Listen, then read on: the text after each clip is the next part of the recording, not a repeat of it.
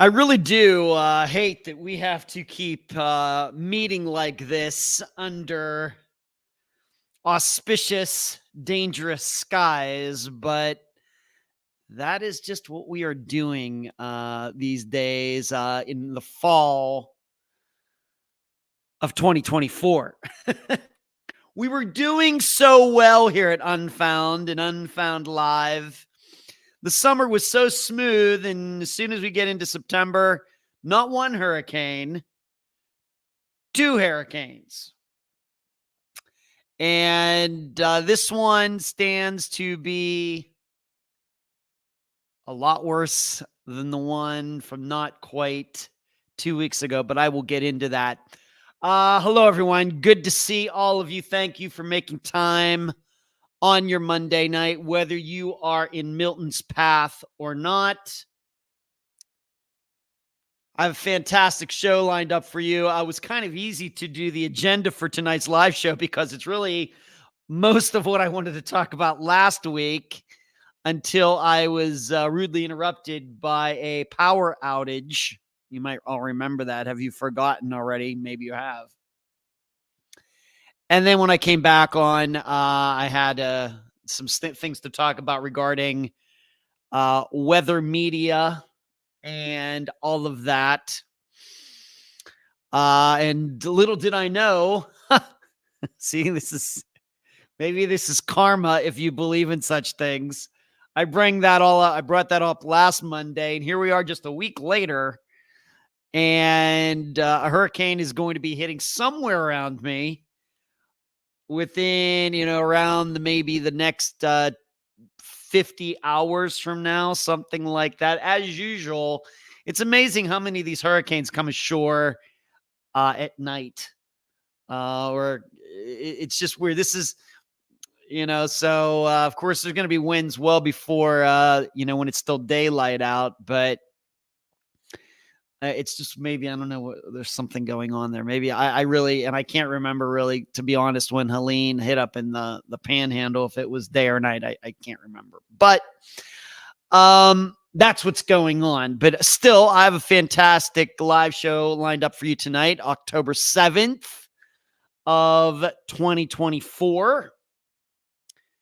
And like it says in the title, just like it said last week, murders are down. The murder rate in the United States is down. Drug deaths are down.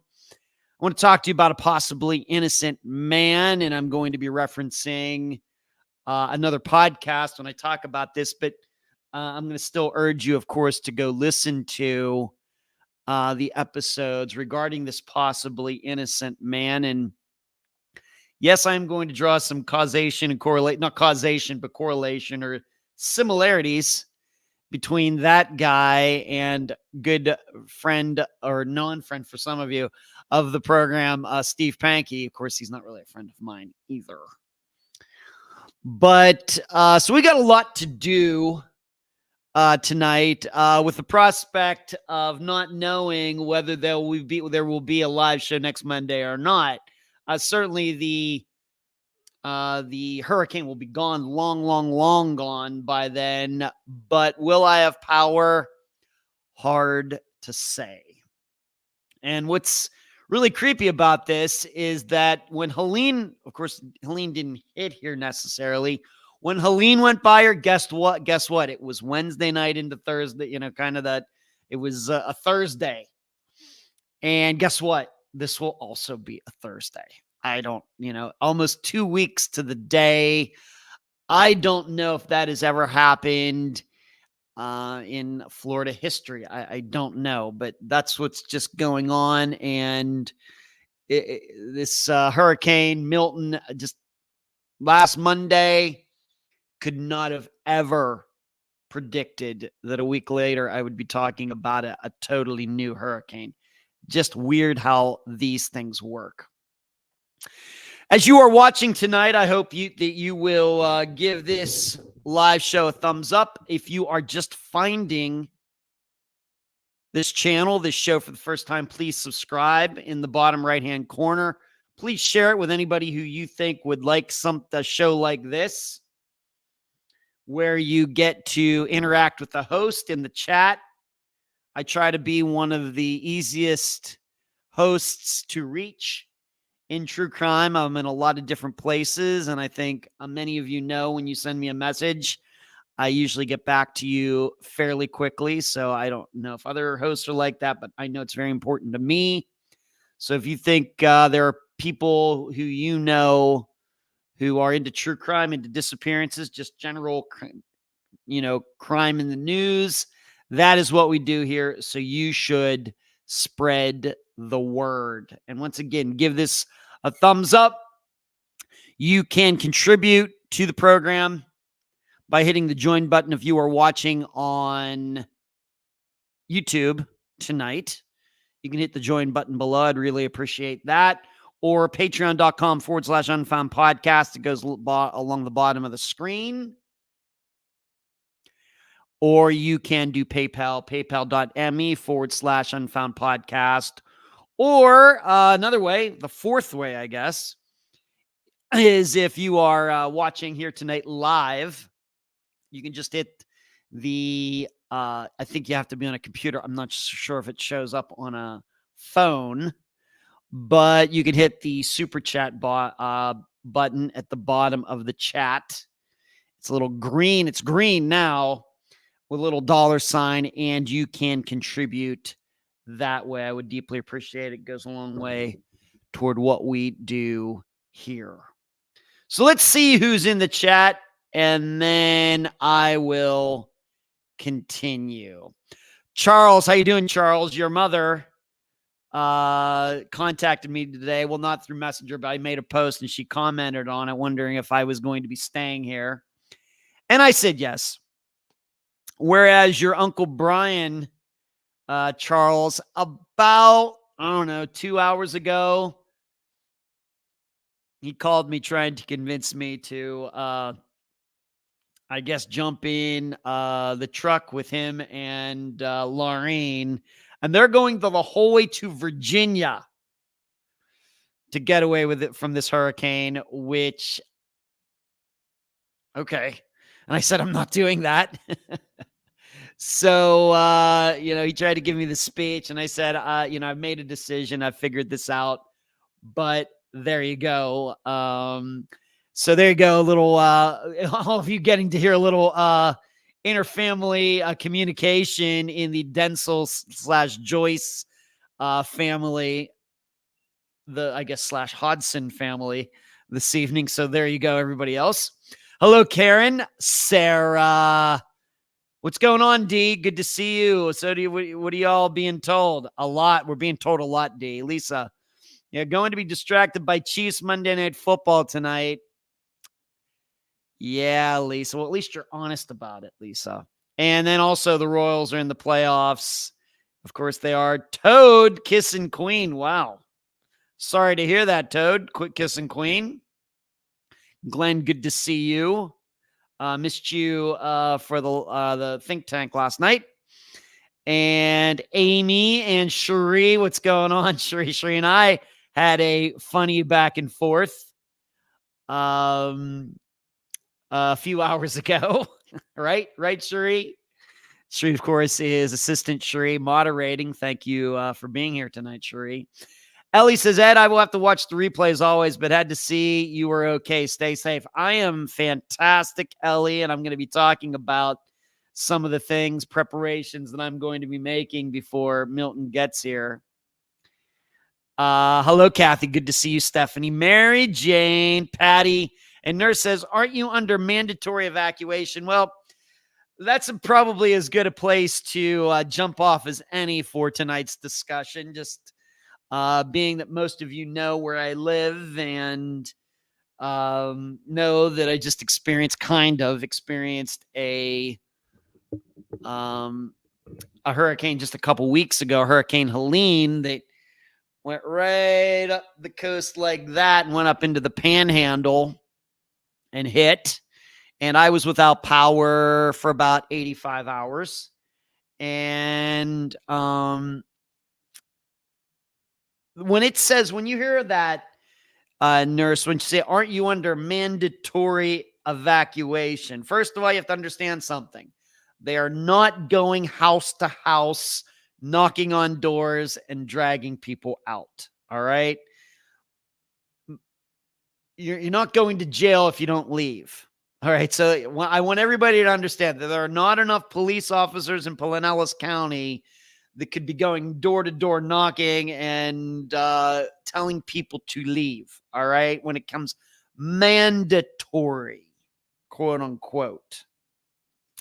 What mandatory evacuation means is that you are giving up the chance to be rescued, is essentially what it is. What they mean is that if something happens, they're not coming to get you. All right. And this would be an example. And really, if we really had to get technical on this, nurse, what it means is really it's for people who have to worry about water. All right. Because when it comes to wind, nobody's getting away from the wind. If you are in Clearwater, St. Pete, Tampa, Brandon, Sarasota, Bradenton, pick one. Even going well in Lakeland, even over to Orlando, everybody's going to get hit by big time winds. There's nothing you can do about that. All right. There's nothing you can do about it. Unless you, of course, you like my brother and his wife, you're going to Virginia. All right. So just so we're understanding that, you hear about the winds. They're not telling you to evacuate because of the winds, because that would mean you'd have to drive 500 miles. That's crazy. People do that. But really the reason a lot of people evacuate just on their own is because of the power issue, because it could be you're going to lose electricity for a while. Now that's a pain. I hate that given that the work that I do. But, when I lost power for 85 hours, it sucks. But really, I was prepared to go that entire week without power. I had already figured it out on my head and how I was going to do it and how I was going to upload the episode. And there were people who had electricity not that far away. And, I had it all figured out. And I can always go down to my car, as long as my car doesn't get flooded, to charge. And there are other people in this building. So when they say mandatory evacuation, really what they're talking about is water. Water is what kills people in hurricanes, not wind. But what happens, people stay in their houses, they're near sea level, the water comes in, it starts rising up, and guess what? They start calling 911. And when you hear about these deaths that occurred from Helene, like down in the Madeira Beach area, really where I used to live, that's what happened. Trust me, if I lived in Madeira Beach back 2 weeks ago from Helene, I would have been gone. And I would have been right to do it because my old place, once again, for some of you have been around long enough, when I used to do this show and the picture of Johnny Depp from Pirates of the Caribbean used to be in the back, that place got 3 or 4 feet of water in it. And I would have realized that, and I would have been gone, and my place would have been ruined, and I would have lost a lot of stuff. Of course, I don't live there anymore. And certainly, if it hadn't happened then, if I was still down there, I'd certainly be leaving now. So it's really about water. If anybody doesn't, mandatory evacuation, they're saying if you get stuck and the water starts rising and you get, there were people actually calling 911 from their roofs down in Madeira Beach 2 weeks ago. Now, I'm not that stupid. All right. So really what they're talking about is water.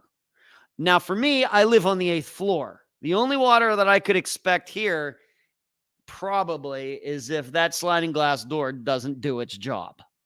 And even then, I can go into this other bedroom. I have, I can go to other places. It's going to be a little ugly in here, but I'm going to move I've already moved some of my electronic equipment in there. I'm going to take everything down off the wall. If it comes in here, there may be some water damage, but I'll be able to manage it. All right. There'll be water in the floor. Once again, if this sliding glass door doesn't hold, that's the only thing bad that can happen in here. Now, as far as my car goes, and this will get into what I've been doing today, surely, if you go back to Helene, I left my car on the first floor, and water, just a little bit, about 4 inches of the Gulf, did make its way into our the ground floor of this building where one of the parking lots is, about 4 inches. Keep in mind, across the street, it went up to about 2 feet, and everybody's car over there got trashed. It only got to about 4 inches here. And that was with what they said was about a 6 to 7 foot storm surge from Helene. Now, granted, they're predicting more than that for Milton. Okay, they're predicting more of that. But I've moved my car to the second floor, and if you can believe it today, because I have a range finder that I use for my disc golf, I can laser distances and depths and things. I use this for disc golf to see how far I am away from the basket. A lot of disc golfers have these.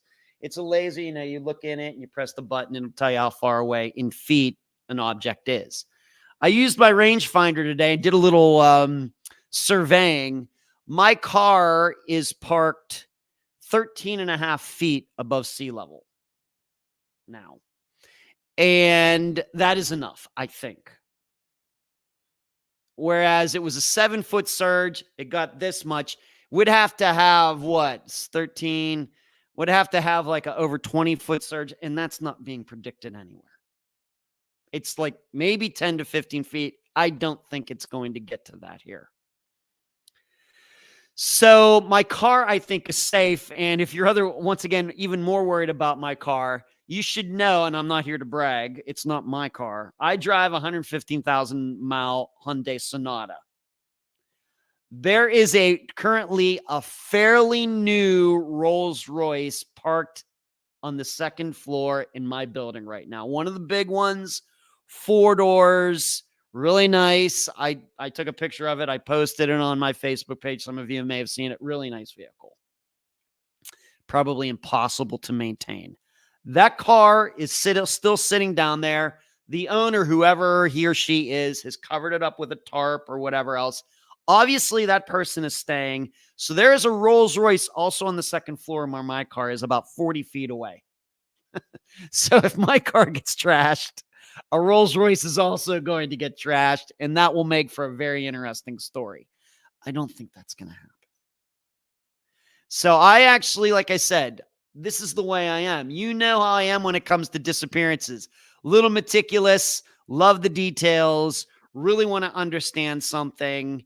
And so I devoted about an hour today to figuring that out. Figuring how far is this building away from the water? How much was the surge last time? What did they say was going to happen? What did they say is going to happen this time? How far is my car above the first floor? How far is it above the water and everything else? And it ends up being about 13 and a half feet. Now, I will tell you, though, there are cars on the first floor right now. I don't know if these people are planning on leaving. I hope they are. But if they don't, those cars, I mean, certainly the surge is going to be more than it was for Helene. Those cars run a real risk of being trashed. It's salt water. It's bad salt water. Eats everything. That could be a problem. So I want all of you to know, I know some of you, including Cherie, have expressed their worry for me. My brother Brian expressed his worry and everything. I've thought this through. And, the other big thing for me is that if I leave, considering the situation, I might not be able to come back to this place for quite a while. The bridges, they might not allow everybody out here, because it's going to be worse. There's no doubt it's going to be worse than Helene. I don't want to be away from this place. I think that I've gone through it many different ways, and my dad knows what I'm doing. He's not arguing with me. He thinks also the best place for me to be is right here. You go somewhere else, what are you doing? What are you doing? And like I said, I ran into some people today who are just in the elevator with me. These people had to be in their 80s, 80 years old. I asked them, "Are you staying?" They said, "Oh, yeah. Yeah, we're not worried." So I understand, but I will tell you, when you start, as Sheree knows, when you start, being scared and everything, then you start, as Sheree said, if I can say this, Sheree, I told Sheree, "Yeah, I'm staying." And she goes, "You're stressing me out." And I shot right back at Sheree, "Well, you're stressing me out. Just don't bring it up." So I appreciate it. I've thought it through. Am I nervous about it? Of course. It's a new experience. But because I am the way I am, also what I've done is I actually checked this building. This building was built in 1989. All right. Fairly new. Very well maintained. Very, very, very well maintained. Spectacularly maintained for a building that's 35 years old. Always impressed. Very impressed. Now, my particular condo needs a refurbish if the owner ever wants to do that. But the building itself, fantastic. Built in 1989, so it's fairly new. And I actually took some time to see what goes into building a condo building in a hurricane area. This is what I do. Well, I do disappearances. When I take an interest in other things, this is also how I research this stuff. What I found out is the Florida code for building condo buildings like this one, 20 floors. How many units are in here? Four times about 18, whatever that ends up being. Or no, 8 times about 18, whatever that ends up being. What they do, the standard is that they look at the most powerful hurricane that has ever come into that particular area. So if they're building in Miami, they look at Miami. If they're building in Jacksonville, they look at Jacksonville. It's Houston, wherever these big storms can hit. They figure out the biggest storm in history that they know of, and they then times it by 2. So they build these buildings to withstand twice that. And so that's the reason, for example, a few years ago, when was it? Ian came through south of here and the storm surge was incredible. And all these regular houses got swamped and taken away. What did you notice if you ever saw any helicopter or drone shots? All the condo buildings are just standing there. Granted, they look a little ragged, but none of them collapsed. Nobody has ever gotten killed staying in their condo in a hurricane. This is the reason. This is the reason. This is why, they built so high. So there have to be standards, for these types of things. And so it's times 2. Now you should know it's been a while since Tampa had a storm like this, but it was 100 years ago. And I'm sure that was taken into account when this building and all these condo buildings around here were constructed. And even though I make fun of like the sliding glass door back here, I've been messing around with it and pulling on it and trying to see what its weaknesses might be. And I'm 180 pounds and I'm really yanking on it. I'm putting some force on it, leaning on it, just trying to get a feel for it. And it's probably going to be okay. And even if it's not, if it collapses, like I said, I'm going to have everything off the walls and I'm going to move stuff away. It's just going to get really wet in here. I really worry more about my car, but it's just not, it's not going to, the surge would have to be like 20 feet and it's just not going to happen. It's just not. So that's what I've been doing between. I also, you should know, between me preparing for Wednesday night, Thursday morning, I also did an interview today for this Friday. And yes, there is going to be an episode this Friday, even though I said wasn't sure. I'm going to get it done. I'm going to post it. It's going to come out.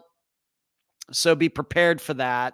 But these are the things that I've been looking at. Yeah, it's scary. There's no doubt. I know I've gone on almost a half hour regarding all of this, but this is big news.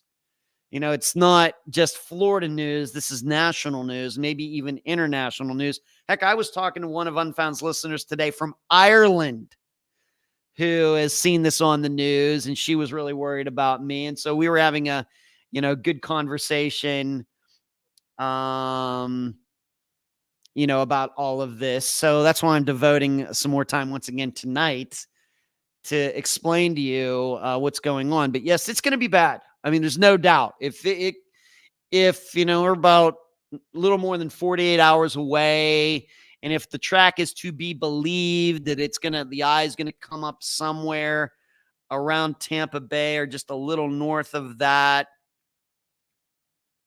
Tampa Bay is it will have 15 feet of water in it. There will be a storm surge. That water will just be pushed right up into the bay, and all of us, will be sickened by the pictures and the video. It's just, I don't know what you can do. But this is one of those. They're saying this is just one of, these 100. And once again, they call it a 100-year storm. Well, guess what? It was a little over 100 years ago that it happened before. Of course, Tampa didn't have the population that it has now. So, I know a lot of people are going to say global warming and all these things. I don't know. I would just say that maybe it was just time. That Tampa had avoided, Ian and Michael and Irma and, swerving this way and swerving that way and just glancing this way and glancing that way. If Mother Nature takes enough shots, at some point she's going to hit something. And this time, this is probably going to be Tampa, but this is going to be felt, it's going to be, it's going to be bad north of me, but really it's going to be south of where Tampa Bay, the Tampa Bay is. Bradenton, Sarasota, Port Charlotte, down that way. They're going to get hit hard too because it's a counterclockwise wind. And that's kind of the advantage I have living on the north side of the storm, that the winds are going to be hitting me are already going to be coming over land. So they're not going to be as powerful. I think they're going to be, if things stay the same, about 95 miles per hour. I know that sounds horrible, but I've seen 70 some mile per hour winds since I've moved in here 5.5 years ago. Still scary. It's going to be a sight. But down in Bradenton, Sarasota, 105, 110. They're also, because of being on that side, they're also going to get more water than I'm going to get up here. Once again, if everything stays the same. Now, if that eye moves, if it comes short a little farther north, closer to me, then yes, it's going to get worse for me. But they're just as good odds that it could even, and the thing is, if the storm goes a little south, if it comes on land at Sarasota, Tampa avoids all of it. In fact, it'll be the opposite. Water will get sucked out of Tampa Bay. It's just a few miles here and there. It's just, I hate to call it luck, good luck, bad luck, but that's kind of what it's like. So I'm probably going to see, I don't know, probably 10 foot of surge, which means probably around 3 to 4 feet of water in the first floor parking lot in this building. 95 mile per hour winds, which, Helene, I think when it came through, it was like 70 miles an hour, I think. So this is what we have going on. The big thing for me is, of course, going to be the power that's going to get knocked out and when will it come back. And luckily it's October now. It'll be a little cooler. Once this is all gone, I'll open up the doors and let the wind flow through here. I just have to figure it all out. But it just did not seem to me to be worth, going anywhere, driving anywhere. I mean, how far am I going to go? Then am I going to be able to get back? I have to admit that even though this isn't my place, I might be worried about what has happened here. Because, for example, if this sliding glass door, for some quirky reason does not do its job, I would rather be here if that happens. In contrast to me being 300 miles away, that happens. And, that's just kind of the person that I am. So that's what's going on. Trust me. I know a lot of you express, Eddie, you sure you're doing the right thing? Please direct your concern I'm going to have it fairly easy compared to pretty much anybody else in this area. Because I live on this floor, my car's on the second floor, I'm by myself, I don't have any old people to take care of, I don't have any pets, this, that, and the other thing, I don't have any illnesses. Please, thoughts and prayers, if you believe in such things, send them to all these other people out there. Trust me, when it comes to people who are going to be damaged and suffer and everything, it's going to be, my experience will be very minimal compared to most other people's, and certainly people who have already lost so much 2 weeks ago with Helene. It's just, I've done a video, but these back streets down in these very, very nice communities, all this what is now junk lining the streets to be picked up. And that could become an issue with what's going to happen with Milton. Those are the people who they're going to get hit again, and it's going to be worse. Direct your concern, please, in that direction. I appreciate it. I appreciate me being in your, your concern, thoughts, and everything. But I'll take care of it. I'm very concerned about all of these other people. I feel horrible for the people who lost their cars across the street. Here we are in this side of the street. None of our cars got damaged 2 weeks ago. Everybody on the opposite side of the street had their car got trashed. Sucks. Just sucks. Down the street, just not eighth mile, quarter mile, maybe. Not quarter mile, eighth mile, somewhere in there. Just on the same side of my street, all the cars on the first floor, a couple condo buildings down from me, all the cars got trashed. The water hardly even touched any of the cars in our garage 2 weeks ago. And it all has to do with how high the building is off the ground and everything else. So once again, I think I feel horrible for these people. Now, granted, they have insurance, they'll get new cars and everything, but the bothersome of it, having to go through all of that, it's a pain in the butt, if nothing else. So when it comes to thinking about where I am, I think I'm in one of the best places to ride out Hurricane Milton than you can be. I suppose now that my brother's gone, I suppose I could sneak over to his house, but who can guarantee I go park over there and some tree falls and lands on my car and destroys it? Or stuff starts flying through the neighborhood and comes through a window, and it just feels like you're playing with fate and everything at that point. So there you go. That's what's going on. And the good news is that by Thursday afternoon, like less than 3 days from now, it'll all be done. There'll be a lot of cleanup, a lot of pain too. A lot of people are going to be hurt by this physically, mentally, emotionally. But everybody can start to get everything back to normal eventually. And maybe we can get smarter for the next time that comes, even if it means it doesn't happen in any of our lifetimes. But maybe we can prepare that for our aunts, our descendants, our people who come after us, maybe. So that is my Milton speech for tonight. So let's get to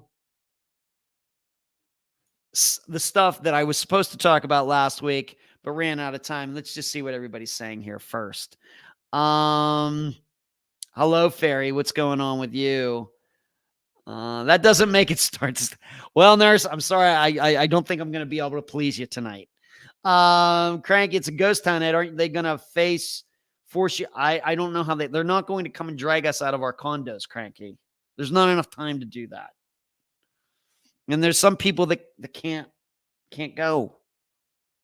There's elderly people that can't leave. That's what I mean. They can't force you to. That's not what we do here. They don't go not, people, what are they going to do if I don't answer the door? What are they going to do? Bust in the door and drag me out? I mean, they give their best advice and you're supposed to take it. But you don't have to. And like I said, I've tried to go through all of this, and if I never had to come back to this place, then yeah, you just get the hell out of here. You go move somewhere else and never come back to this place. Have to come back. So you might as well just stay. Stephanie, apartment buildings are a comparatively safe place to weather a hurricane. I'm in the Northeast, but storms and severe weather were less scary when I was in larger apartment buildings. Yes. Right, Stephanie. G.A. Smith, 28. Power and food would be my only concern. Scary. I got food. I got canned goods. I got peanut butter. I got peanuts. I got bread. I got plenty of water. That I have a lot of things. I have a lot of paper cups. I have a lot of containers, canisters of water that I use for my disc golf, that I'm going to fill all of those up. Once again, it's not like, this is something that you have to endure for a little while. And then I'm sure it's going to be a beautiful day later on Thursday. Everybody's power is going to be out. There's going to be a lot of devastation. But if you need to find food and everything, there are plenty of people in this apartment building will still be around. And, just have to start go knocking on doors or something if it gets to that. Research is key, Amy says. Hello, Marty. Sheree says, okay, I'm feeling better now. I know you're a data guy. Can't fault a girl for worrying. Okay, Sheree, thank you. I'm glad to hear we have more Unfound this Friday. Yeah, but I can't guarantee for next Friday, Marty. Stephanie says, do you have enough gas in your car and non-perishable food items to last a while just in case? I do, Stephanie.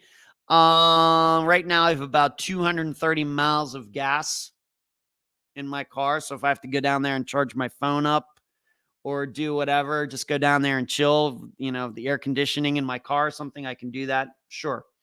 Certainly I can sit there and let it idle. And I did that 2 weeks ago. This is going to be intense. Marty says the financial losses will be devastating. True. Charles, stay safe. Good luck. Take some video. I'm sure it will be a wild ride. Yeah, you should be here, Charlie. We could do it together. Me and my nephew riding out the storm. That would be fun. All right. Let's get to some Unfound stuff and some news in the next hour and 20 minutes. First, I want to go over the poll for the disappearance of Deanna Merrifield. You should know, I see this disappearance as one that I don't know how much it will be mentioned in upcoming episodes, but I'm sure that it will be one that, at least in my mind, when I'm looking at future disappearances and doing my readings and talking to people and doing the blog at patreon.com, it's probably going to be one of those ones that's going to be right kind of there. I treat all disappearances the same. I care about every one of these missing people. But we know there are some disappearances. We want them solved. I'm here to help. Except some disappearances just kind of give you that feeling that this is like something that can be used like at what we might call a touchstone type of disappearance. This is kind of the way Deanna's felt to me. Maybe you felt the same way, maybe not at all. And I'm sure if we went through all 350 disappearances that we featured, would you and all, me, myself, and all of you would differ on in a lot of different ways on the disappearances that have been featured on the podcast. It's just kind of felt that way. And this is the reason that for the poll that I posted in the discussion group was, I don't know if it surprised some of you or not, But the question was, do you believe the story that Rebecca told that night about meeting Diane? Did Rebecca and Deanna actually see each other that night? Now, I will tell you, the reason that I did that was because in my own mind, this probably isn't a surprise, but I'm going to say it anyway. I start to get a little suspicious when somebody says they have a conversation with somebody, but then they can't remember anything from that conversation. And I could understand if it was Rebecca or anybody being asked about something just out of the blue from 34 years ago. Well, Ed, you were with your buddy Doug at the drag strip that one day. Do you remember talking about this? Now, unless it was something that was really, really, really odd, it was an odd day, there was a wreck or something, probably would not remember it if I was being asked about it today. But Rebecca experienced Deanna's disappearance. And you would think that whatever went on that night between she and Deanna would be remembered from day to day to day to day to day. So it wouldn't be something that she'd have to remotely access somewhere down the road. It should be something that's like in the forefront of her mind, as we've heard over and over and over. We know guests who can remember conversation with missing people from 40 years ago, 50 years ago. You know, Joyce Rivituzzo remembers the last conversation she had with her daughters, and that was 45 years ago. So when I hear that, I got to start asking questions. And so that's why I posted. Now, it seems that at least the people who answered in the discussion group aren't as suspicious as I am about it. And so they said, yeah, we really do believe that Rebecca and Deanna saw each other. And I think it's like 75%. However, there were 25% of people who maybe have doubts along kind of the same thinking that I have, because I think, as you've heard me say before, I start to get suspicious. And really, this usually comes up in what we might call drug cases, maybe like Noah Davis and some others, where a lot of people are saying a lot of things, but they can tell you everything but what you really want to know. Well, I saw Noah here. I saw Jane Doe over here. I saw John Smith over here. Well, I don't know. Where do you think you saw him? Well, what? I don't know. Who did he leave with? I don't know. And so with Rebecca, it just seemed, my standpoint right now is it seems she can tell us everything but what we really want to know. We want to know, what'd you two talk about? We don't know. She never spoken to Melissa about it. Who, did you ask? Did she even ask who those two guys were? We don't know. So, but it seems I'm in the minority, and I can certainly live with that. And the discussion group certainly was not, I don't know if everybody felt as strongly as I do about the topic, but it was more maybe in line with my own thinking. I would not say it was congruent with the poll in the discussion group. And like I said, for the blog that I wrote at patreon.com, 3,000 words, patreon.com/unfound podcast. I expound on what I just wrote here. Of course, I look at a lot of other things regarding Deanna's disappearance as well, including what I think actually happened. But to find out what I think actually happened, you'll just have to sign up at patreon.com. So like I said, I think this is going to be one of those that's always going to be back in the back of my head, even if it's not a child disappearance. This whole thing about that last witness and the stories that are told. But like I said, who did I mention? Leon Hosberg, Jennifer Perry, I mentioned in the beginning of the episode. And then, did I mention? Maybe I didn't, but I think in the blog I mentioned Kim Moreau. Remember, even though she's a little older, what happened? Her sister sees her. Kim comes home for some reason. Remember this? She says something they talk for just a few seconds, and then Kim's back out the door, never to be seen again. And that disappearance is even older than, isn't it? Wasn't it 1986 or something? It's even older than Deanna's. But Kim's sister, who was the guest, remembers it. Yeah, I was there. I was with my boyfriend, who ended up being my husband. Here's what happened. She came in. We did this. We did that. Here's who I think she was with, and was out the door. Everything seemed to be fine, and I never saw her again. But we got something totally different from Rebecca, seemingly. And once again, if Rebecca's out there, she doesn't need to contact me about all this. Just tell your sister. Have that conversation with Melissa. Just tell your sister. Get talking. Communicate. Regarding all of this. So that is my general analysis. But please go to patreon.com/Unfound Podcast to hear more and read more. As I stated in the podcast, in the news section this past Friday, no Unfound Now or Found episodes. Between the power going out and it causing me to get behind just on, on the podcast itself. The podcast that comes out every Friday is always number one. Any work that has to be done on the future episode gets precedence over anything else that has anything to do with Unfound. And being that I got behind because of those 3 days and everything, at least a little bit, I just figured, you know what? We're pushing those off. So we're going to skip the end of September, and I will come back with a new Unfound Now episode and Found for all of you YouTube and Patreon supporters at the end of this month, unless we have another hurricane that comes sweeping through. Moving on,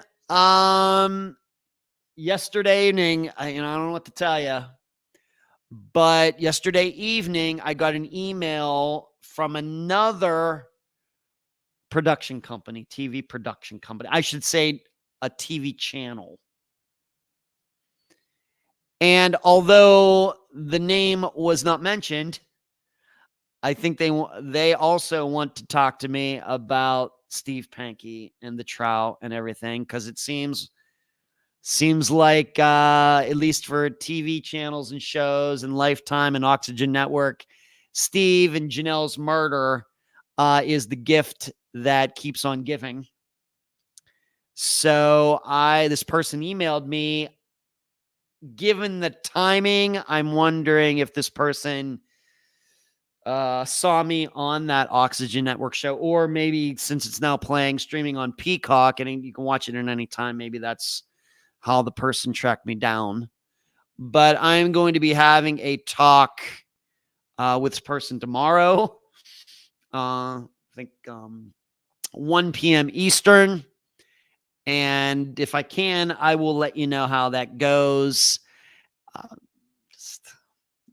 So we'll see what has to go there. You're probably asking me, are you not through with this? Well, as long as Steve and I are going back and forth with letters, then I guess it's never over. And given that I have all of these letters and I'm the only one that has these letters, I'm guessing he communicates with other people, but I don't know who those people are. But being that I'm surely the only podcaster, the only person in the media who is communicating with them, and if people know that, then I guess I'm always going to be a target for people who want to further analyze the murder of Janelle and Steve, the trials and everything else, especially considering it took 30 some years for it to all come to a conclusion. So I will entertain any people that wants to talk, but I will admit that I wish they were, if production companies, channels or whatever were contacting me about some of the disappearances. It's one of those things like, I do disappearances too, right? You know that me interviewing Steve was the exception, not the rule regarding the pattern, the plan for this podcast, but this is just the way it's worked out. I certainly wish that they'd cover some of these disappearances, and I'm happy to help out. I'm happy to appear. I'm happy to give my insight. I'm happy to do what I did for the Oxygen Network show, but right now everybody just wants to talk about Steve. So I'll let you know how that goes. Don't know where it's going to go. And I guess I can just see this happening for the foreseeable future. Moving on, speaking of Steve, and this goes to finally getting to one of the topics that's in the title of tonight's show. I've told you that you know me, I don't listen to many other true crime shows or watch any. I do my own work. There are a lot of interests. This is my job. I enjoy it. I'm very motivated by it. It goes well with my brain and everything else. But when I'm not doing Unfound work, I'm not really partaking in any much true crime stuff out there, to be honest. But if somebody is a friend of the show, if a friend of the podcast, has appeared or whatever else, then I certainly try to take an interest in that, especially if they're gracious of appearing on Unfound, making time for me to interview them. And you might think, as an example, with the Find Jody podcast, I've listened, I forget how many episodes there are now. Are there 40, 35, 40, something like that? I've listened to all of them, even though I know they haven't put out an episode recently, but I listened to all of them. I'm good friends with Caroline Lowe. I certainly respect her work, everything that she's done regarding Jody's disappearance for the last almost 30 years. So even though she doesn't necessarily run the podcast, when one comes out, I'll listen to it. Well, now, of course, maybe you shouldn't be surprised. Another one that is now on my list is The Consult. Julia Cowley was very gracious to come on to Unfound and me question her, about her work and everything. And I think you all enjoyed that. And then she reciprocated. I appeared on The Consult and she got to question me in return. And so I've been listening to that podcast, and not the most recent episode, but before that, there were 4 episodes devoted to the murder of this guy, Scott Macklem. Now, before I get into any of this, I urge you to just go and listen to that podcast. Check it out. Just start maybe with these 4 episodes on Scott Macklem. I think you'll find them very compelling. And if that catches your interest, maybe you want to go back and start from the beginning. But I would have listened to it anyway, no matter how many episodes there were. And what the content was. But this is interesting to me because Scott Macklem, and like I said, you really want the deep details, just go listen to the podcast. It's like 4 hour-long episodes, like 4 hours total, something like that. Scott Macklem was murdered in 1986 in Michigan as he went to school that day. And it seems as he got out of his car, somebody drove by in the school parking lot and shot him with a shotgun, killing him. And that murder, the murderer, or the person they think is the murderer, was caught a week later. His name at the time was Fred Freeman, Freeman. But since then, not to give too much away, but he was convicted for the murder of Scott Macklem.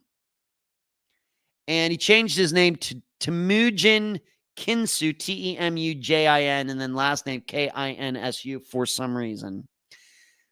Now, granted, I'll just call him by his original name, Fred, but he had a variety of aliases, and I'm going to get into this eventually.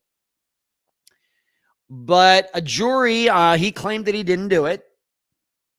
And jury, the first time around, decided that, yes, Fred Freeman did kill Scott Macklem. And the connection that Fred had to Scott was that Scott was dating a woman. They broke up. Then Fred ended up dating this woman. And then they broke up. And then the woman went back with Scott and seemingly was pregnant with his child, or maybe not. Once again, you can figure that out for yourself listening to the episode. And the theory, the prosecutor, the DA thought, well, was Fred Freeman was jealous. You know, he stalked Scott, waiting for him in that parking lot, knew he was going to be there that morning. And when Scott got out of his car, he drove by and shot him. Seems like it makes all the sense in the world. And surely that's what the jury was thinking. And it also didn't help that Fred Freeman, well, he's a weird guy. And in fact, where I'm going with this, he's a little like Steve Pankey, a little strange in a different way, but certainly has a personality that we might call is not in the center of the bell curve. But of course, he claimed he didn't do it, although he did have a history of domestic abuse and everything. But I guess he could be a violent guy, but like I said, I don't want to get too deep into details. You listen to the podcast. And as you can imagine, I've had several exchanges back and forth with Julia about these 4 episodes. And I really, being that it was kind of private, I'm not going to say what she said. And I really don't want to get into what I said. But if you're wondering, well, have you talked to Julia about it? I have. But here's the kicker regarding all of this. And this is why I know some of you have given me, I know you still listen. I think you respect me, but we differ on whether Steve, was rightly convicted or not. Steve Pankey was rightly convicted or not. And this is another reason that Scott Macklem's murder gets my attention. Fred Freeman was convicted, even though there was ample circumstantial evidence that he was 400 miles away when Scott got killed. And this was presented by his attorney, although I will not say that Fred had the greatest defense attorney in the world, just like Steve didn't have, at least the second time around. So a jury still convicted Fred Freeman, and the reasoning, what the prosecution did to try to get around this is they told the story, well, Fred could have gone where he was elsewhere in Michigan, but 400 miles away. He could have gone to a local airstrip, paid a pilot to fly him from that location to where Scott was. Then somehow Fred could have gotten a car, somehow gotten a shotgun, showed up there, shot Scott, gone back, got another flight back to wherever Fred was elsewhere in Michigan, and nobody would have known.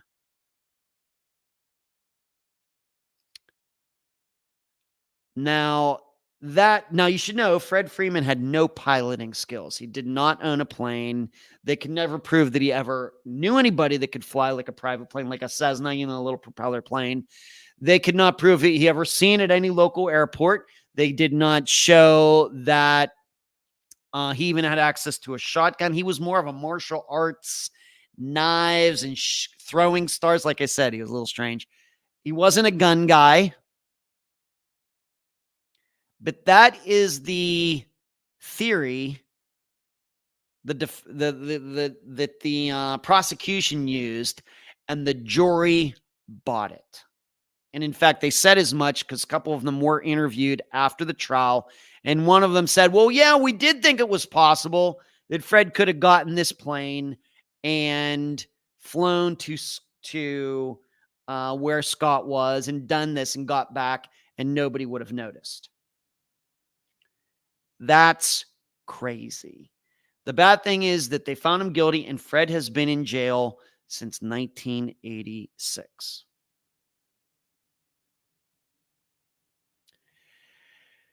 And it's clear to me, at least what I get out of the 4 episodes, you may get something else from it.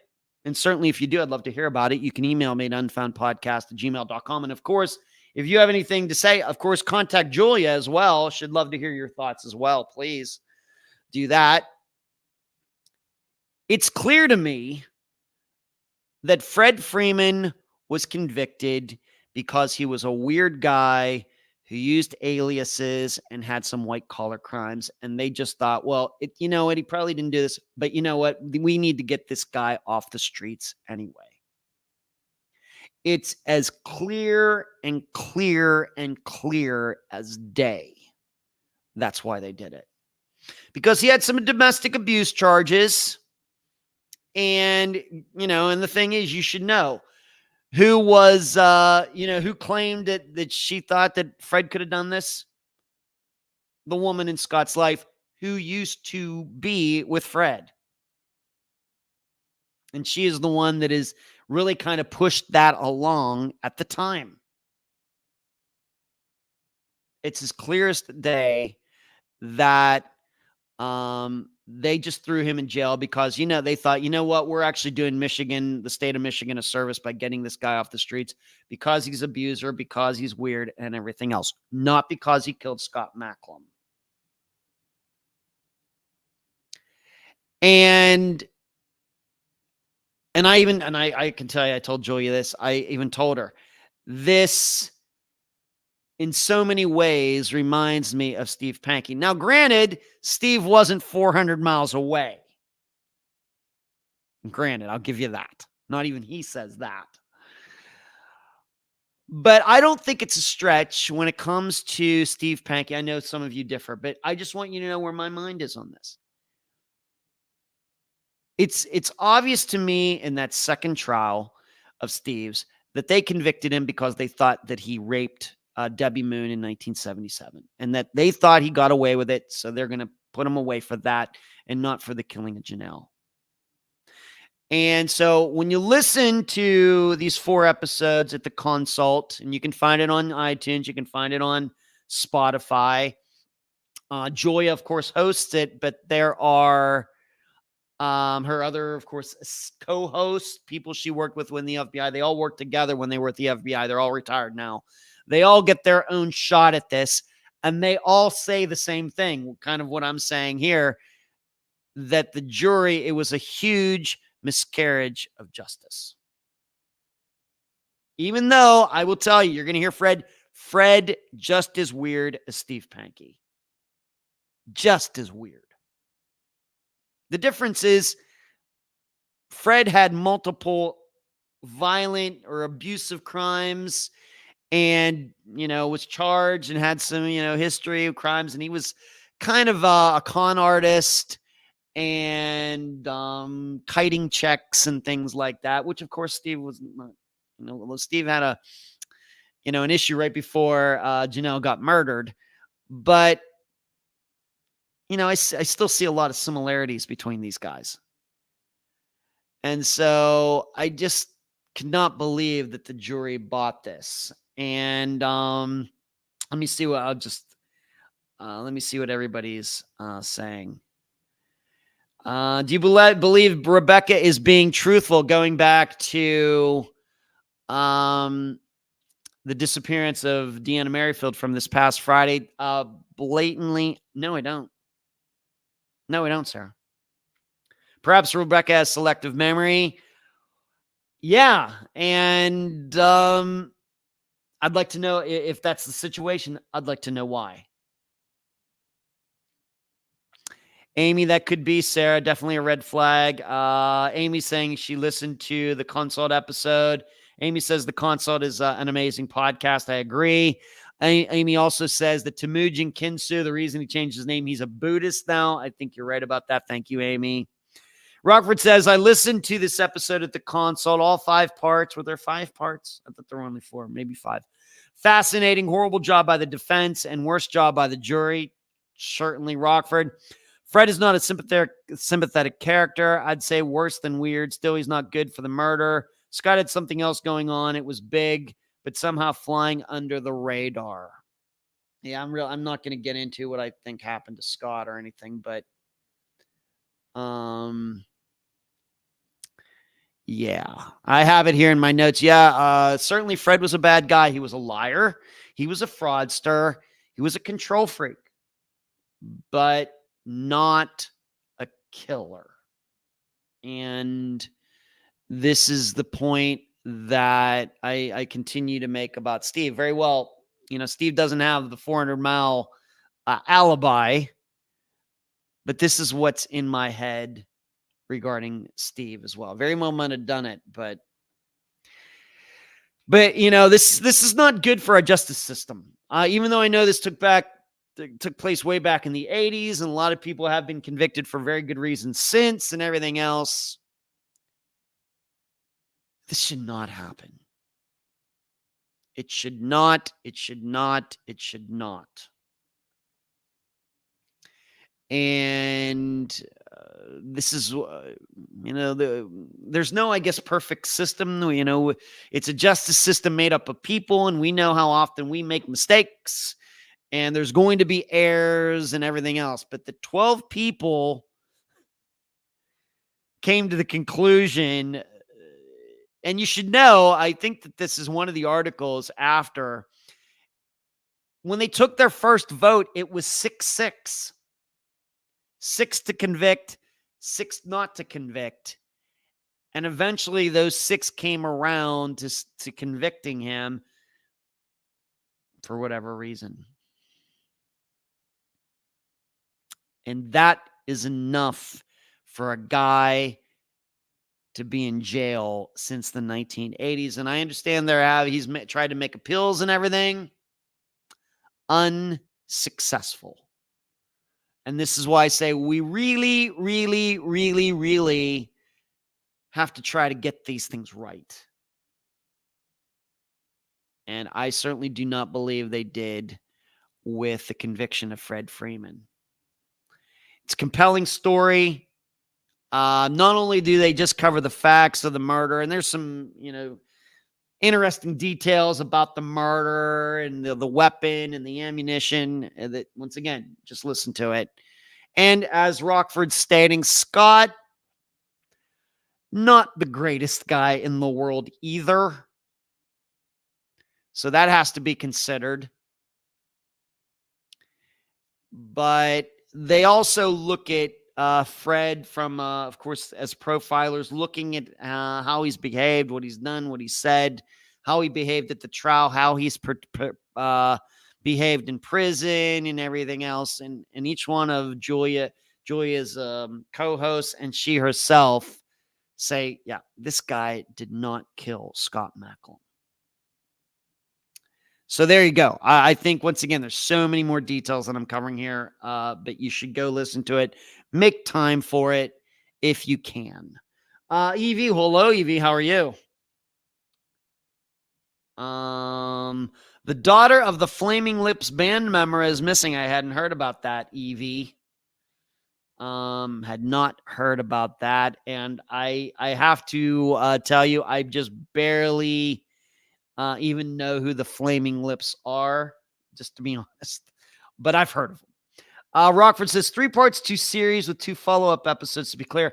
See, I thought it was 2 parts and then 2 follow-up episodes. All right, but I do think I listened to all of them, Rockford. Thank you. So her name is Charlotte. Okay, Evie, I will got a few things going on here in Florida right at this point, Evie. But hopefully I will get to check out. I'm hoping that she's found alive before I have a chance to take a look at any news stories, though, regarding her disappearance. I just don't know if I'm going to get to that in the next few days for hurricane reasons. All right. Let's move on to this. Once again, going to one of the other titles in tonight's live show. Murders are down. And this is an article that came out a few weeks ago. I wanted to talk about it maybe even 2 weeks ago. Didn't get to it last week. So now I'm finally getting around to it. But it's an evergreen topic, so I didn't feel too bad. Downturn in violent crime. And by the way, I should say that I did not get any questions from the audience before I started tonight's live show. If any of you have anything on your mind that you would like to ask me, doesn't have to be true crime related, as long as it's not too personal, I'm certainly up for answering any questions in the next 49 minutes. Downturn in violent crime. Crime, including serious violent incidents like murder and rape, dropped nationally from 2022 to 2023, according to new data released by the FBI on Monday. Violent crime was down about 3% from 22 to 23, and property crime took a similar drop of 2.4%. The FBI reported in its annual summary of crime in the nation. The most serious crimes went down significantly. Murder and non-negligent manslaughter were down an estimated 11.6%. Wow. The largest single-year decline in 2 decades. While rape decreased by an estimated 9.4%, which once again, incredible. Great. These great numbers. Preliminary numbers showed the 2024 crime numbers were also dropping for the early part of the year, continuing a trend in crime easing as America has come out of the pandemic. Among property crimes, burglary decreased by an estimated 7.6%. Motor vehicle theft, however, was up by an estimated 12.6%. Between 2022 and 2023, maybe because of this whole TikTok fad thing of pranksters going out and stealing Kias and Hyundais or newer ones because they're easy to break into. I don't know if my car is one of those or not. Somebody wants to steal a 115,000-mile Hyundai Sonata, they're welcome to it. Recorded incidents of shoplifting were also up from 999,000 in 2022 to 1.1 million in 2023. That's a big increase, which is roughly the same level in incidents reported in 2019 before the pandemic. Store closures and COVID-19 security measures likely decreased shoplifting in 2020, 2021, and may have affected 2022 incidents as well. Public perception of crime is often out of step with the facts, especially in the age of social media. So true. I want to talk about that a little bit. Ease of digital communications between neighbors and doorbell cameras when Americans may be more aware of individual crime than they would have been in the past. But the violent crime rate dropped from 2022 to 2023 from 377 violent crimes per 100,000 people to 363 violent crimes per 100,000 people, so like per capita. As part of his 2024, once again, I'm not getting into politics, I'm just reading words. As part of his 2024 campaign, former President Donald Trump has tried to spread the notion that the United States is undergoing a crime wave, and he called the FBI's prior numbers a fraud during his debate with Kamala Harris, saying that some cities weren't included, that the FBI factors in the information gaps into their estimates. The Bureau noted that its 2023 data included full-year numbers from every city agency covering a population of 1 million or more inhabitants. Overall, the FBI's National Incident-Based Reporting System, NIBRS, collected information from 700 additional agencies in 2023 compared to 2022. The total population covered by the report is more than 315 million people, or 94.3% of the country. So what's going on here? Cindy says, please stay safe. I'm going to do that, Cindy. Thank you.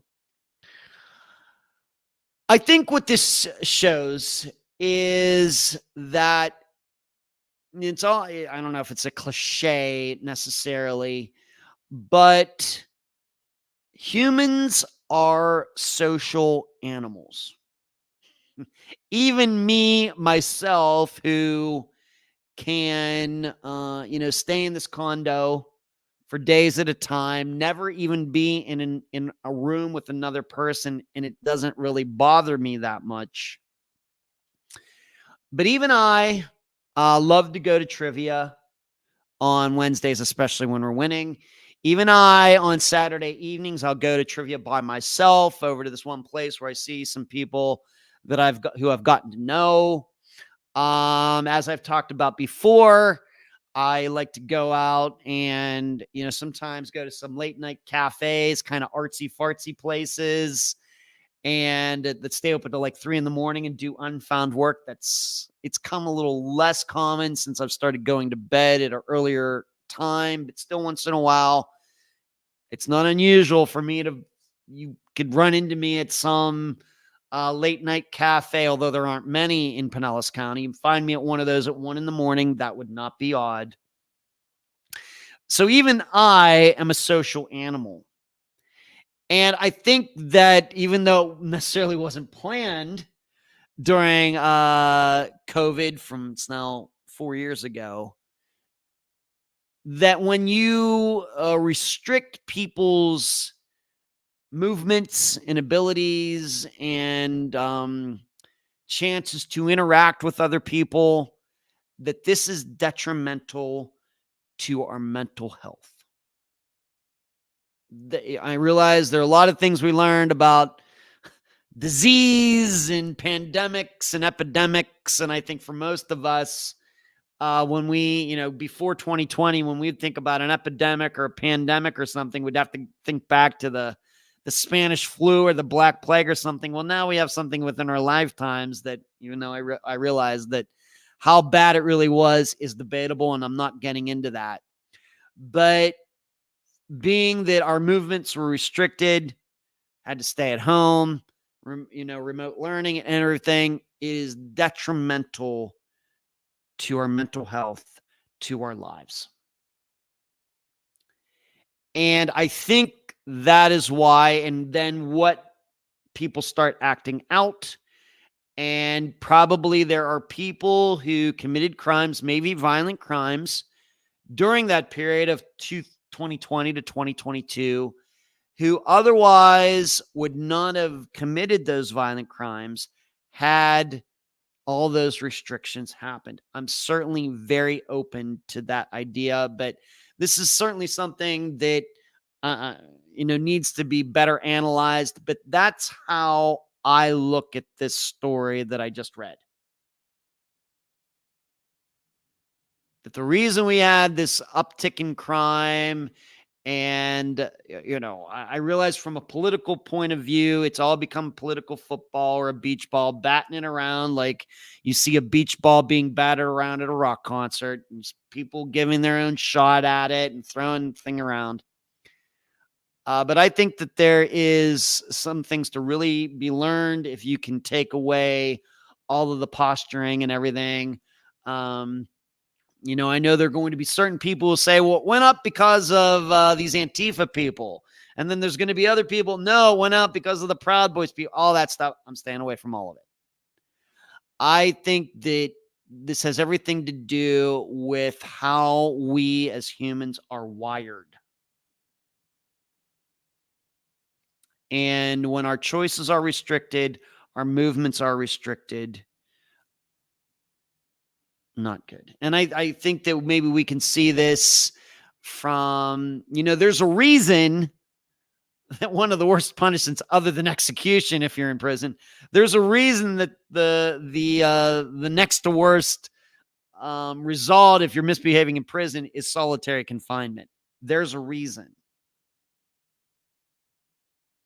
There's a reason. Whereas, although I realize there's many people who go to jail and then get out and continue to commit crimes, I would say from a mental health point of view, I think it is good that prisoners, inmates get to interact with each other as long as it's monitored and, they're keeping an eye on what's going on. I realize there's gangs in prison and everything else, but I think that that makes it more conducive to the idea that when these people get out, mostly men, that maybe they won't go back to whatever they were doing. Whereas if they were all just kept in solitary confinement and weren't allowed to interact with anybody except getting food, once a day through a little slot in their door, who knows how they would act when they get out. That's the way I think about this. Now, there's something else, though, that goes along with this. And, and I've said this before, and I don't know how many people believe this. Everybody wants to believe things because it fits in with their own particular worldview that may have to do with politics. It may have to do with their faith or whatever else. But the facts, the studies, everything else cannot be more clear. The best time to be alive in the United States is right now, despite Hurricane Milton coming my direction. Of course, the comparison that I always use is I was born in 1970. I'm getting to be almost an oldster now. I'm right in the middle of the Gen X generation. The United States, compared to now, was an overtly violent place compared to now. And, in this article, let me read that part again. What did it say here? Public perception of crime is often out of step with the facts, especially in the age of social media, ease of digital communications between neighbors and doorbell cameras, when Americans may be more aware of individual crimes than they would have been in the past. Absolutely. It's very, very clear. If you compare murder per capita to today, rape to today, all the violent crimes that ever could be listed here in the United States, compared to now, way more violent back then. And this is one of those things where, being 54, and people post things that I see on their pages on how much it was better back then. And it might have been better, for you as an individual.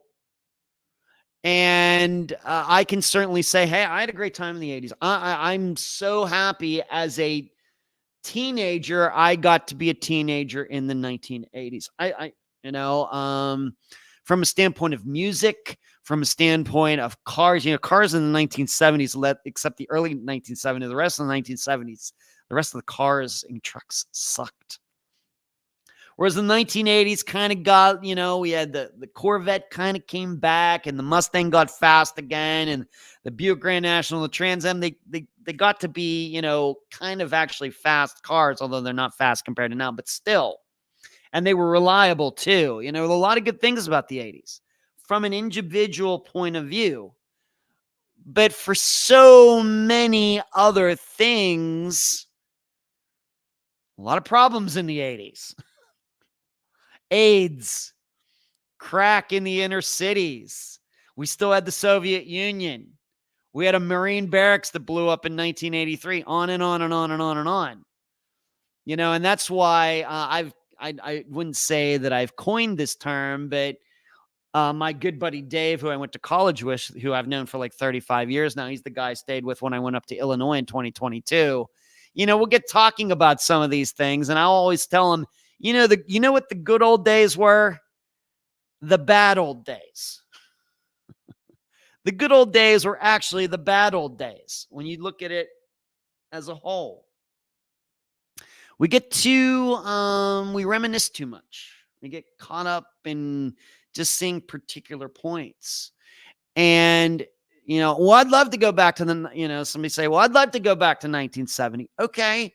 Well, then I guess we have to go back to Vietnam, where 55,000 Americans, mostly men, got killed. And I guess we have to go back to a New York City where mafia families were running it and everything else, and it was very violent. on and on and on. If you just can't take a little bit of it, you have to take everything. And that's why I continue to say the best time to be alive is right now. You're going to go back to the 1950s when, black people still had to sit at the back of the bus. You're going to go back to the 1940s for World War II. You're going to go back to the 1930s for the Depression. How far back do you want to go regarding all this? The best time to be alive in the United States, embrace it, is right now, no matter if a hurricane is out there in the Gulf right now. And, I think what we're also seeing, getting back to these facts, is that I think what we're doing is getting back to what we would call the trend. The fact is, violent crime has been dropping, almost without a parachute, really since the 1990s. I mean, once again, 1990s. I mean, if you're 30 years old, you were born in the 1990s. If you were 35, you experienced all of the 1990s.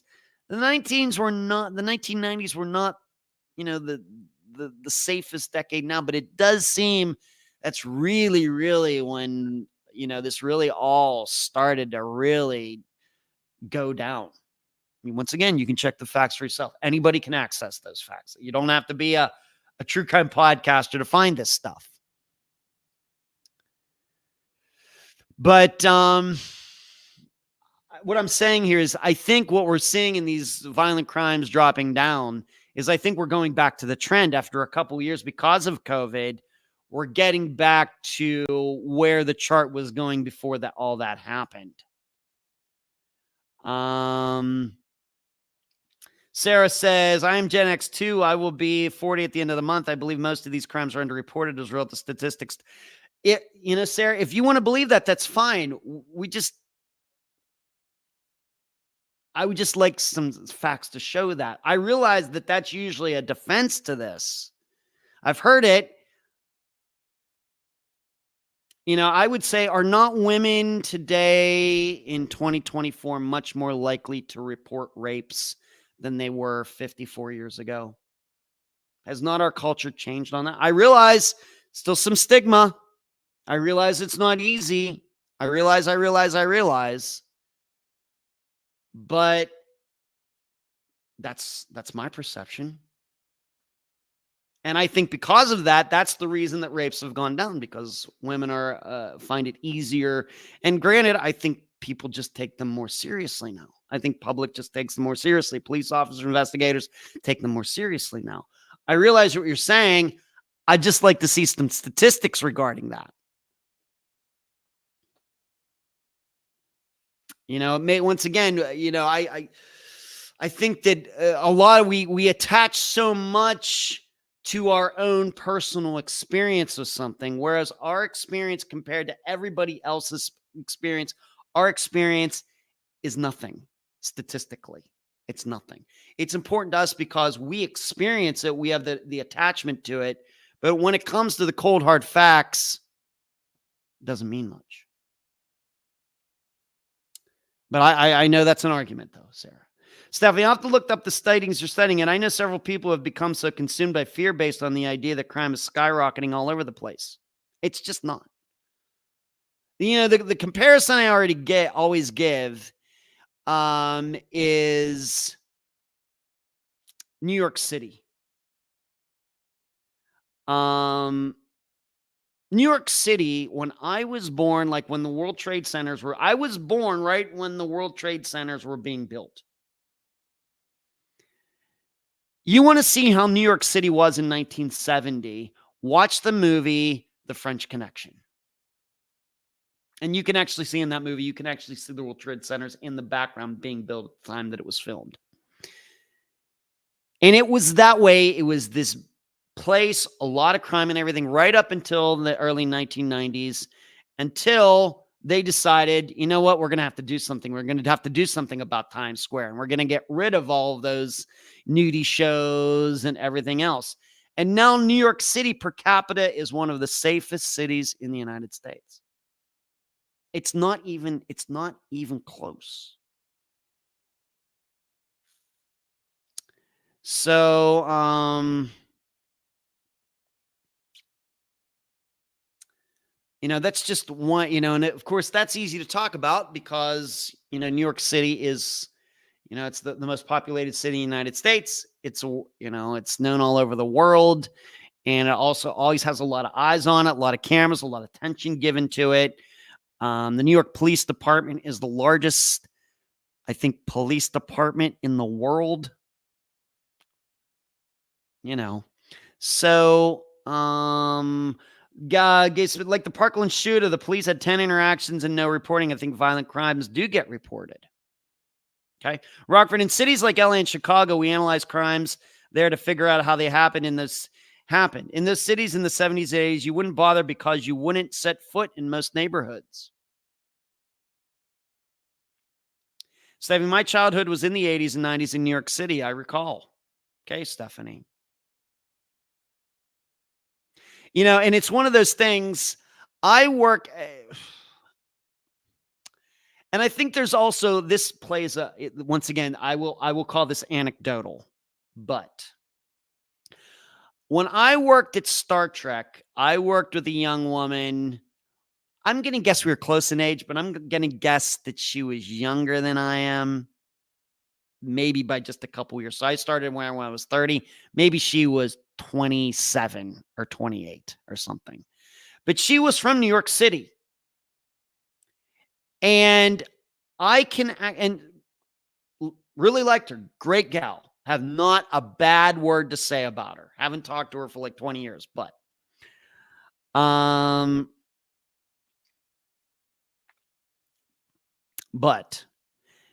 she actually, I remember just a conversation or something. I can remember her talking about growing up in New York City. She said she liked it more when Times Square had all the nudie shows and everything else. It just had more character, she said. And it was like, well, you do know that brought along a lot of prostitution, a lot of crime to this area. And you now know, like when we were doing this discussion in the early thousands, Times Square is now actually a place where you can walk and you don't have to worry about those things. She didn't care. She just thought it was ruined because it had such this, artsy fartsy feel to it. She didn't care that the crime was high, even though she knew it. And I also wonder, Glenn, all right, I'm going to get to the couple of these comments. And so I start thinking, is the reason maybe some people think back, well, I really liked it better back then. Is it because some people just liked it rougher back then? I guess it's okay that it's rougher as long as it doesn't happen to you. It's okay to like nudie shows and, prostitution right there on the streets in New York City and everything, as long as it doesn't happen to you. I think that's part of it as well.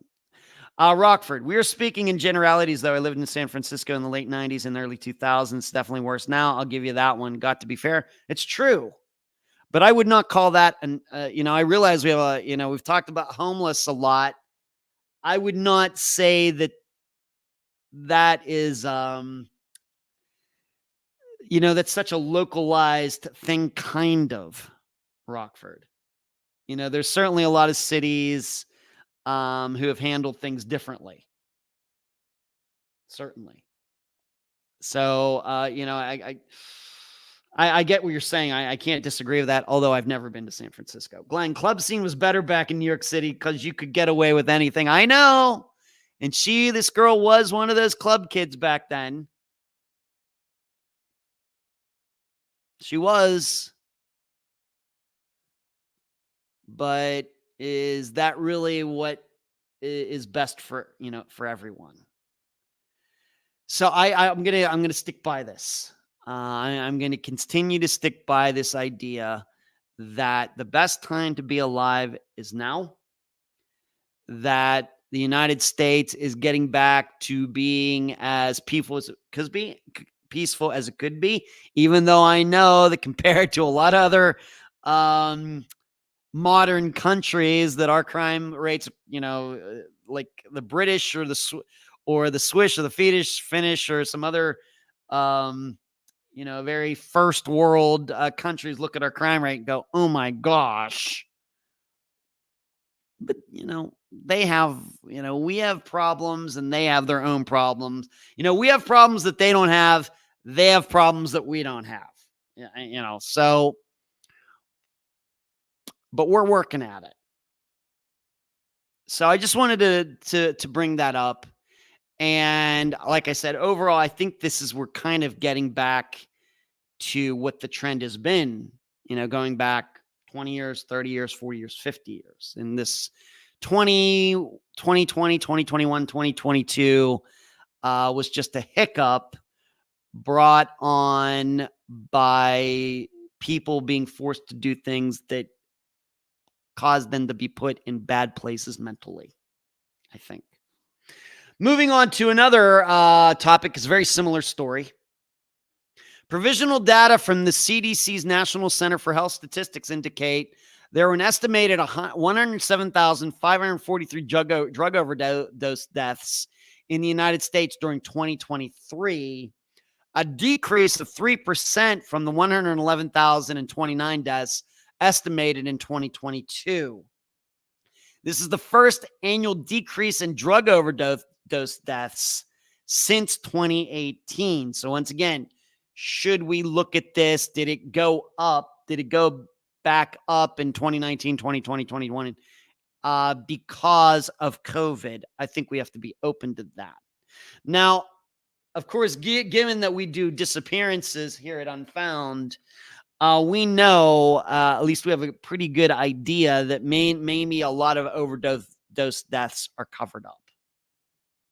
And so when we start looking at this 107,000 number or this 111,000 number, that there could be some disappearances in there that were overdoses, but we don't know because the people are missing.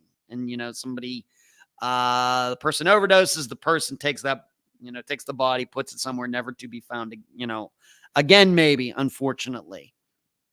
Now, how big is that number? How much does it make either of those numbers go up? I'm not sure. Hard for me to say. Not much, though. I don't think it would be enough to really change the trend, I would say. So moving on, the data are featured in an interactive web data visualization. The 2023 data presented in this visualization are provisional. They're incomplete and subject to change as more 2023 data are submitted to the National Vital Statistics System. The new data show overdose deaths involving opioids decreased from an estimated 84,000 to 81,000 in 2023, while overdose deaths from synthetic opioids, primarily fentanyl, decreased in 2023 compared to 2022. Cocaine and psychostimulants like meth increased. Interesting. Several states across the nation saw decreases.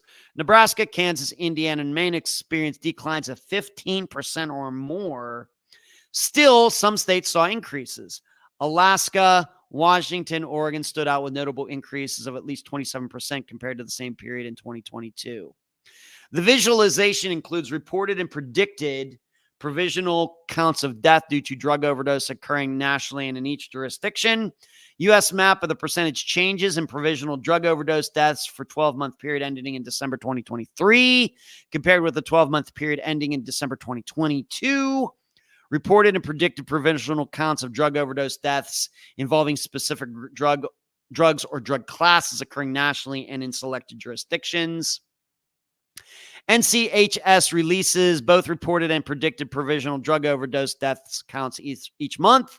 They represent the numbers of these deaths due to drug overdose occurring in the 12-month periods ending in the month indicated. Deaths are reported by the jurisdiction in which the death occurred. And I see already Glenn's kind of, stop reading my mind, Glenn. Glenn is already saying, could one of the reasons be over-the-counter Narcan? It could be. I guess what I would also say is that, of course, police are now carrying Narcan. I know there's this whole, I realize there's that meme out there. Well, these druggies get Narcan for free, but people who have diabetes have to pay for their pay for their insulin, not getting into it, not touching it. But certainly, I agree with Glenn that that's a factor. I think that also that police officers or EMTs who show up have the Narcan or whatever to help these people. And I think what also is going on is that, given it very well may be that we're just maybe finally starting to understand this a little bit more. It could be that the reason that overdose, we're going up at some point is because it's kind of a new thing. And it's certainly true. This is one of those trends, being that I was just talking about violent crime, how it's come down in according to the statistics, that since 1970, whereas overdoses are up. They are way up since I was born. And they seem to be coming down once again, maybe because we're starting to understand this. I think it also could be because more people along more demographics are having this happen to them. It's just overdoses. It's just not for kids anymore. There are a lot of 50-year-olds, 60-year-olds, 70-year-olds who are overdosing on all types of things. And then it seems to be, spreading out. I think then that also causes us to get smarter about what we're going to do about this.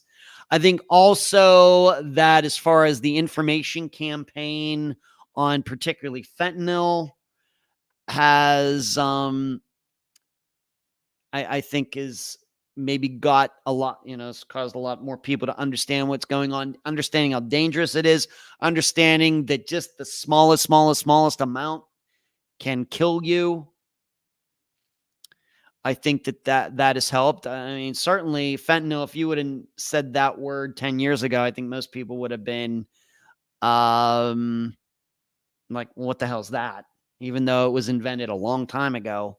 Glenn's also saying less opioids being prescribed now. Certainly that within the last few years, it's been very high profile about the, this kind of really got started in the 90s with these opiate-based painkillers that were being prescribed. Probably not in all cases, but in many cases, they shouldn't have been, or they were being overprescribed, and it very well could be for the profit motive. And I'm not gonna argue with anybody about that. And certainly doctors being pushed to do this, and there have been lawsuits and everything. And I think that certainly has brought the whole topic to the forefront. People being much more aware, even though these drugs are legal, that they are addictive and can kill you if you become addicted to them and start doctor shopping and everything else. I think that has certainly helped. Every little bit helps. I'm not saying any one of these reasons necessarily is the big issue, but as the old saying goes, you collect enough pennies, and at some point you start talking about real money. Every little percentage here, percentage there, percentage here adds up. And that's how you begin to get a handle on overdoses, and people have this happen to them and they don't kill themselves. G.A. Smith, 28. We all know someone impacted by overdose. That may detour people as well. Yep. I think that it seems to me as the demographic has expanded, that more people then are,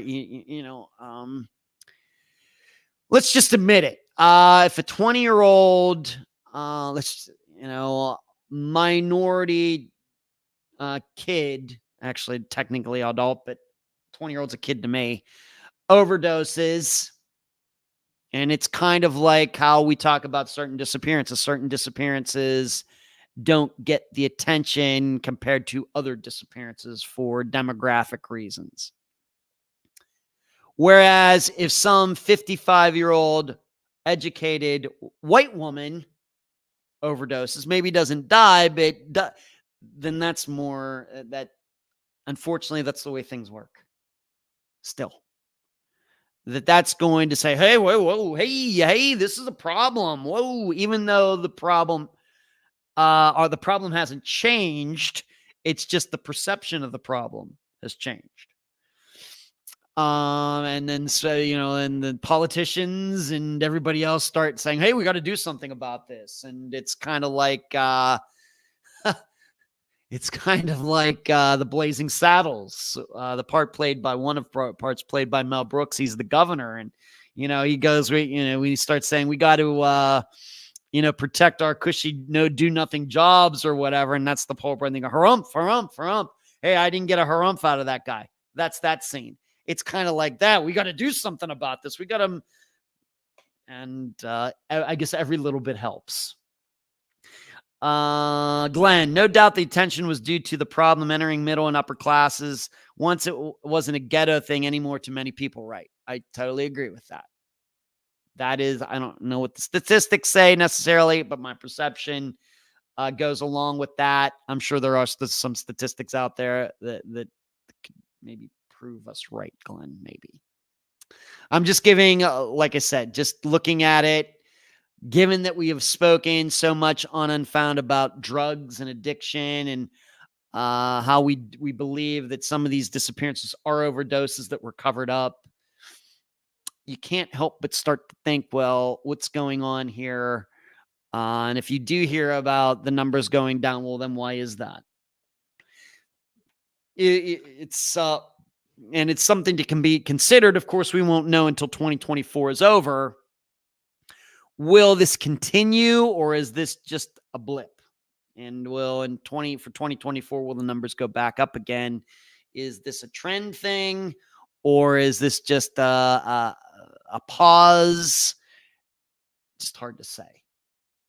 Would need a lot more data points. Whereas when it comes to violent crime and maybe some other things, at least the way I'm inclined to believe them, that there is a downward trend and it's not some sort of temporary thing. This is something that's been going on for a while. So those are a couple good stories if you want to believe them. I personally do believe them. And just wish somebody, although if you're wondering, well, what about disappearances, Ed? I would say they haven't changed too much.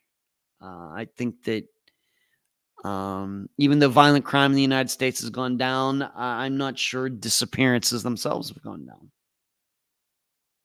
I just think that the demographics of the pie that is entirely disappearances has changed a little bit. Regarding what percentage is what, how many are murders, how many are suicides, how many are runoffs, how many are accidents, how many are overdoses that are covered up. Those were all still happening in 1970. But I would guess that the percentage of each that make up the whole have changed over the years. And my prediction is that murders as a percentage of disappearances, that percentage has gone down, whereas the percentage of suicides that are disappearances, or disappearances that are suicides, and disappearances that are overdoses that are covered up has gone up. As far as accidents and things, I just don't think there's enough facts, even with Unfound's vast catalog of disappearances now, to really to have a good handle on that. Stephanie says it will always go up and down, I believe, regarding addiction and overdoses. Okay, Stephanie. Glenn, interesting how disappearances that follow a certain socioeconomic pattern get more attention, like the overdoses. I know, Glenn. I know. Moving on. There was this disappearance that seemingly has been solved. I want to comment on it a little bit. And this is this disappearance of Emily Strite, Strite. A mother of four who's been missing for nearly 6 months has been found dead in a wooded area in Missouri. Sheriff Dave Marshak of the Jefferson County Sheriff's Office announced that the body of 33-year-old Emily Strite, who was first reported missing on April 20th, was discovered in a wooded area approximately 45 miles southwest of St. Louis, Missouri, according to a statement from the Jefferson County Sheriff's Office released on Tuesday. On September 28th, deputies responded to a wooded area near the 4100 block of Frizzell Road in DeSoto for a report of a human skeletal remains found by the property owner. Through comparison to medical and dental records, investigators with the Regional Medical Examiner's Office determined the remains are those of Emily Strite. She was reported missing in the DeSoto area in April of this year. Detectives said in April that Strite was last seen on foot wearing jeans and a dark blue hoodie on the morning of April 12th in the DeSoto area and is believed to have been leaving the area of her own free will. At this time, Strite's cause of death is undetermined, and investigators are working to learn how her body ended up where it was found, Jefferson County Sheriff's Office said. The investigation into her disappearance and death remains ongoing, and there are no reported suspects or persons of interest in the case. Due to the ongoing investigation, we, Emily's family, are asking that nobody visits, disturbs the area mentioned of where Emily was recovered. Strite's mother posted on social media after authorities confirmed her body had been found. Please respect our wishes and stay away from the area. We will share details when they are available.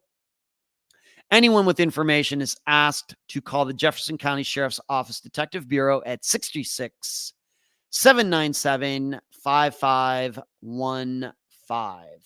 Now, this disappearance, my perception, is one that seems to have gotten national attention, maybe because Emily was an attractive, at least I would say, an attractive white woman. It very well could be. But it got attention, and I'm guessing, I really didn't have time today to go through web sleuths, even though I know there is a forum there, a thread with all sorts of stuff about Emily. I did not have a chance to read any of it, even though I know it's there. My guess is that people were thinking foul play. She's by herself.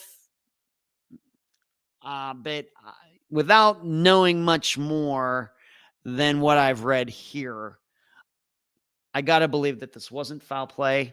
And given that we were just talking about overdoses and things, I lean in this direction. Now, of course, on the other hand, it does seem that she was found in the area of DeSoto, and I don't know how large DeSoto is. But being that she was found out in the woods, it doesn't seem that she was buried. Doesn't seem like anybody, if there was a murder, anybody did anything to kind of cover her up so she couldn't be seen. It seems like she was just right there and somebody came across the remains, maybe some hunter or something. Got to believe that this wasn't foul play. And, she easily could have walked to where she was found. Of course, on the other hand, if she'd have been found 100 miles away, then we have to start thinking something different. Being that disappearances are about people, not about circumstances, certainly would have to know more about Emily to make a prediction, a really, really good, to have any good insight. But being that even in the quote of this article, it says that, at least if we're to believe the last person who saw her, that she left on foot wearing jeans and a dark blue hoodie on the morning of April 12th and is believed to have been leaving the area of her own free will. Now, granted, we've covered disappearances where husbands have said that about their wives. Oh, yeah, I just got up one day and she just said she was leaving and she walked off, and we don't believe that. Now, I will tell you, if it ends up being that this person who last saw her was a guy in her life, then yeah. Certainly, I'm going to open mind a little bit more to a foul play kind of idea. Something suspicious here. But I also start thinking, well, if some guy did this to her, is he just going to leave her out in the woods, easy to find? It seems unlikely. And if somebody were limited by time or circumstances, whatever it was, of getting rid of Emily, if person did kill her, if they had the time, would they not have put her somewhere else that she couldn't be found so easily? Would she not have been put somewhere that, to disconnect her from the DeSoto area? These are things that go through my mind. And I realize a lot of people default, they hear, about something like this. Well, it must be foul play, and it very well may be. But as I continue to say, my insight is that the general public continues to underestimate disappearances in which people just walk off. And I, of course, as you know, I'm inclined to believe that most of these people do end up being deceased not long after they were seen. As long as the person is believable, isn't a suspect, then I'm inclined to believe that this is what happened. And, and you usually end up hearing what? Drugs, depression, mental health issues, a lot of things put together. And even though I don't know anything about Emily, I can't help but think if I do have a chance to look into her history, if it's on WebSleuth or somewhere, probably these are some of the things that I'm going to find. Probably. All right. And I just want to talk about that. Like I said, my perception is it got a lot of news over the last couple of weeks. Let's now go. We're about done here for tonight. Let's go to Friday's episode. It's kind of an interesting story. Once in a while, what I do is I go back through.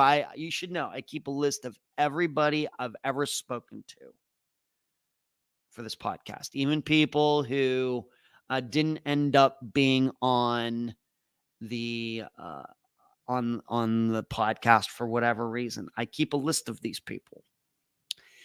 And once in a while, I go back through the list because there are people who I talk to. We have a good talk. Maybe I even do an outline, and then something comes up and the person doesn't end up on the podcast for whatever reason. Bad timing, life event, going, just as an example, cancer diagnosis or something. There's a lot of different things. And this disappearance is one of those. I had talked to the sister of Erica Hall way back in 2018. So the disappearance would have only been a couple years old. Erica's disappearance would have only been a couple years old at that point. And then for some reason, I even told Ashley, her sister, I don't know what happened. I sent you the outline, and then did you fall for the cracks? I don't know. Of course, 2018 was a bad year for me. And so I just contacted her out of the blue, and I said, Ashley, I was going through my list, and why didn't you end up on, we had have all these notes and everything. She goes, I really don't remember. I said, well, I'm ready to interview you if you are. And she said, sure. So, and it was certainly goosed along by a listener up there in Ohio, and I can't thank this guy enough. His name is Peter. So this Friday is the disappearance of Erica Hall, Arika, not Erica. Erica Hall, Arika. And this is a disappearance from Canton, Ohio, February 5th, 2016. Her sister Ashley is the guest. And Erica had a lot of problems in her life.